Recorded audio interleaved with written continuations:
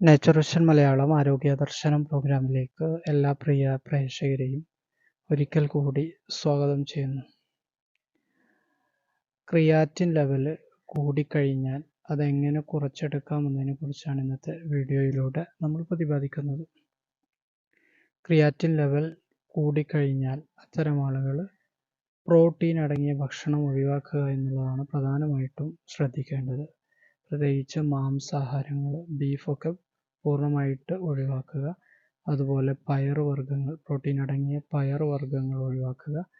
അതുപോലെ ഭക്ഷണത്തിൽ ധാരാളം പാവക്ക, അതുപോലെ തന്നെ പപ്പായ, കുക്കുംബർ ഇതൊക്കെ ധാരാളം ഉൾപ്പെടുത്തുക.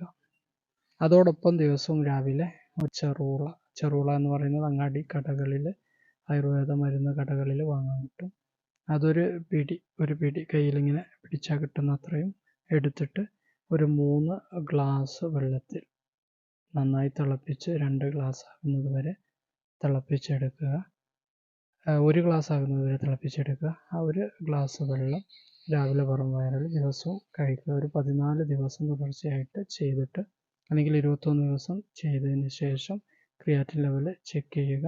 ഭക്ഷണം നമ്മൾ പറഞ്ഞതുപോലെ നന്നായി കൺട്രോൾ ചെയ്തുകൊണ്ട് ഇങ്ങനെ ചെയ്യുകയാണെങ്കിൽ ക്രിയാറ്റിൻ ലെവൽ കുറയുന്നതായിട്ട് കാണാൻ പറ്റും. തീർച്ചയായിട്ടും ഈ ഒരു പ്രയോഗം ഉപയോഗപ്പെടുത്തുക, മറ്റുള്ളവർക്ക് പറഞ്ഞു കൊടുക്കുക.